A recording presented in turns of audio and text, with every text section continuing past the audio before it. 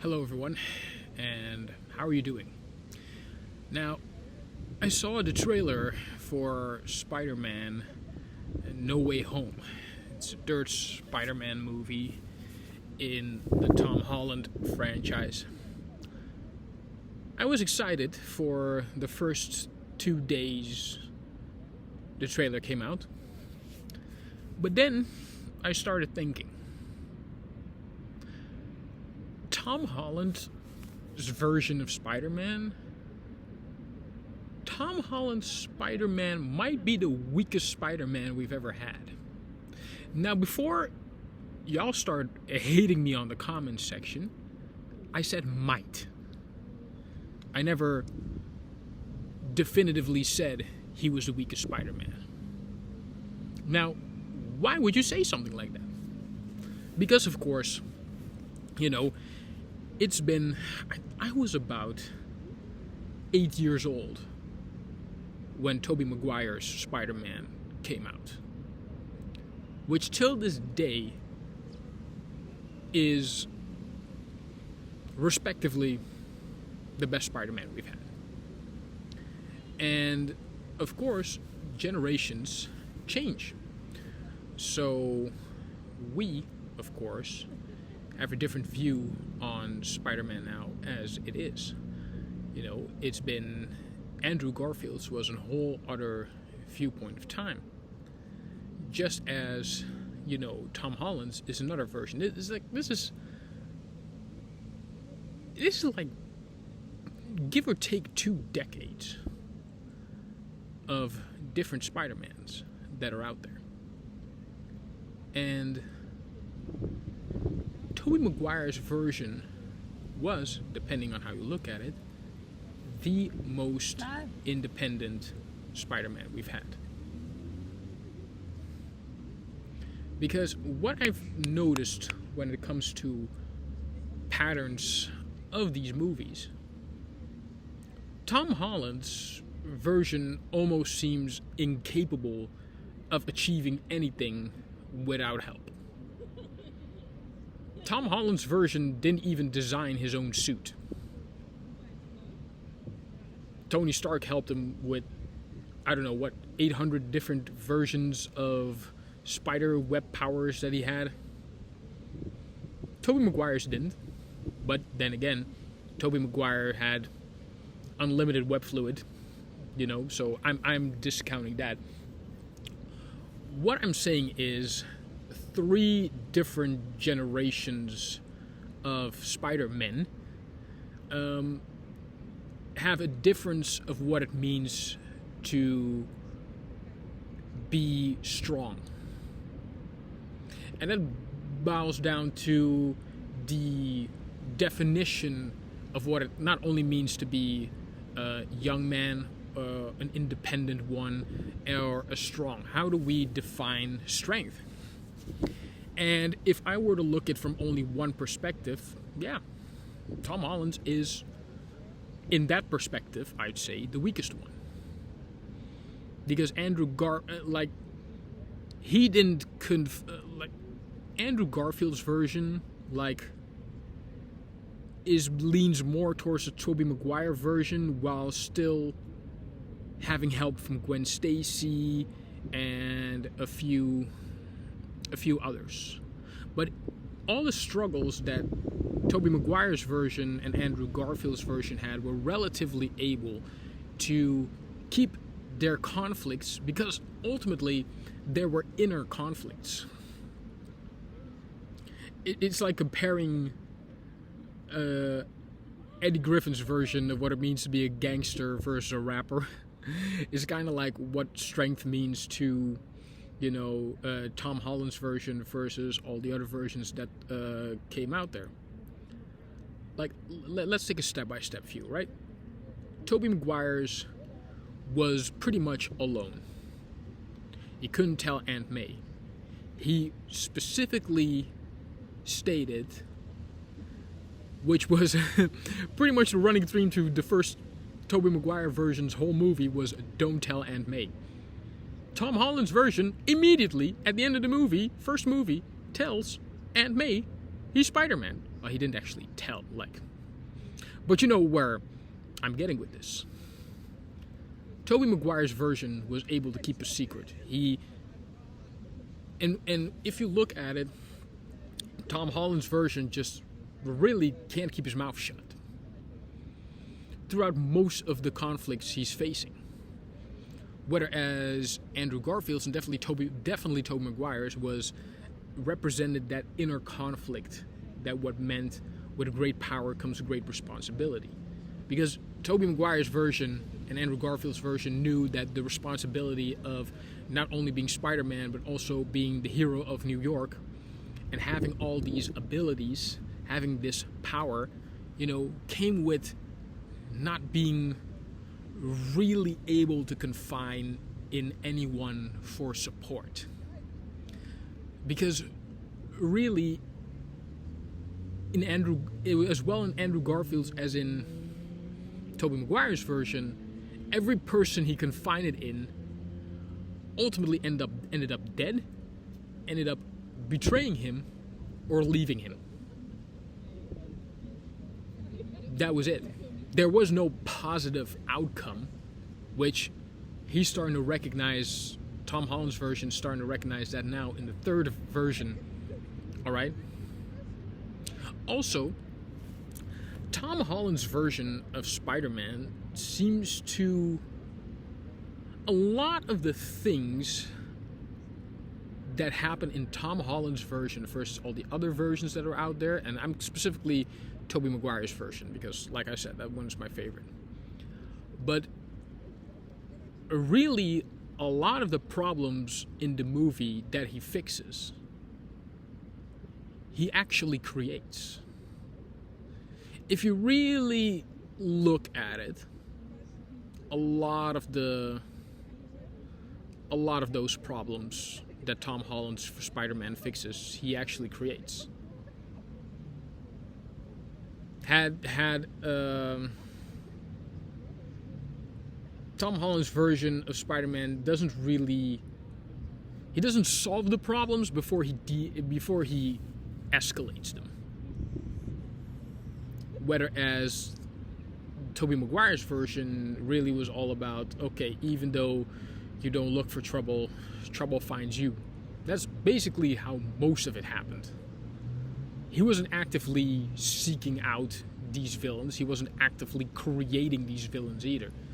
And knowing that being independent really and that's where we get into some tricky waters where strength in that era versus strength in this era is viewed in two different ways, which is why I said he might, because we're figuring out slowly over time that doing things all on your own as well as doing things with a group of people has pros and cons,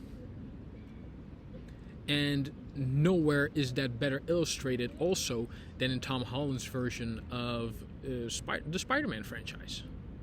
Which, again, not saying it's completely bad, but also not saying it's great.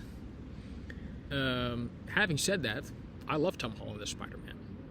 Honestly, he brings a original, fresh take on the franchise that Tobey Maguire really started, and Andrew Garfield's, well, never really got off the ground, to be honest. Nonetheless, I'm excited to see all three of them in Spider-Man No Way Home.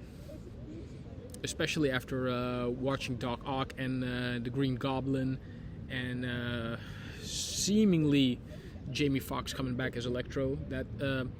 Because the villains were all great. Like, I haven't mentioned none of them. They're all great actors. But when it comes to, like, generationally looking at the Spider-Man movies, Tom Holland might be the weakest. But also, it takes strength to know what you as an individual can or cannot do. And that's where the weak part about Tom Holland, because we're figuring out, like, there are things you can do, but there's only so much you can do on your own. Whereas Tobey Maguire's version did practically everything on his own. Like I said, and Tobey Maguire's couldn't confide in anyone, whereas Tom Holland's version has actually a strong network of people. All right, he actually has a strong team of people who love him, genuinely love him, behind him. And whereas in the era of Tobey Maguire's version might have been seen as a weakness, actually over there is actually the strongest. But then again, we ask ourselves this fundamental question: what defines strength? Is it having to carry the whole world on your shoulders and knowing you can't trust in anyone?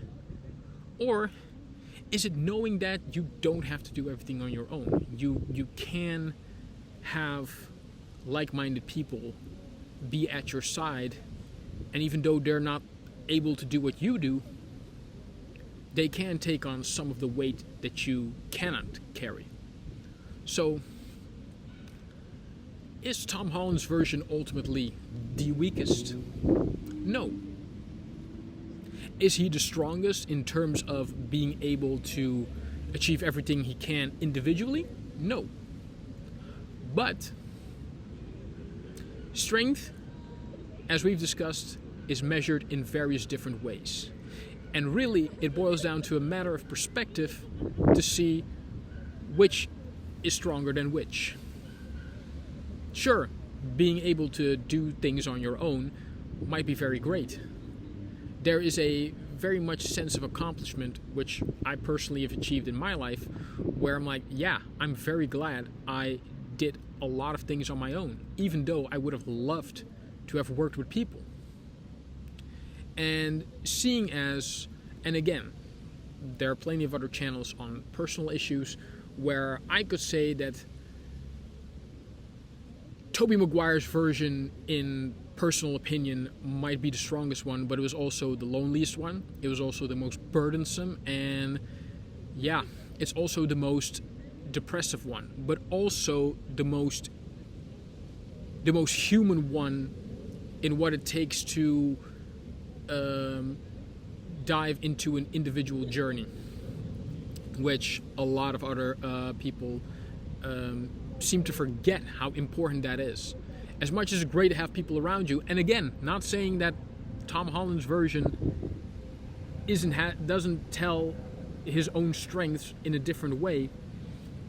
It's the Tobey Maguire version ultimately ended up resonating more with me. Having said that, however, all right, not everyone's Tobey Maguire, it's Peter Parker, and not everyone is me.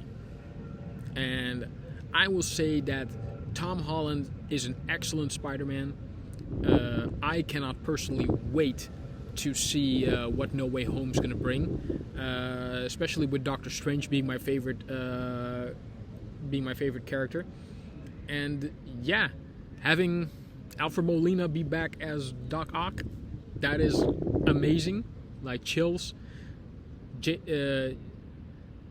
Jonah Jameson, the original one, being back, that just sends so much comedy chills down my spine.